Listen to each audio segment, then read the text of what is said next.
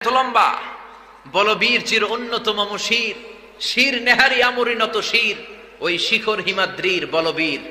বল মহাবিশ্বের মহাকাশ ফাড়ি, চন্দ্র সূর্য গ্রহ তারা ছাড়ি, বুলক দুলক ঘোলক বেদিয়া খোদার আসন আরশ ছেদিয়া উঠিয়াছি চির বিস্ময়। আমি বিশ্ববিধাত্রীর মম ললাটে রুদ্র ভগবান জলে রাজ রাষ্ট্রিকা দীপ্ত জয়শ্রীর।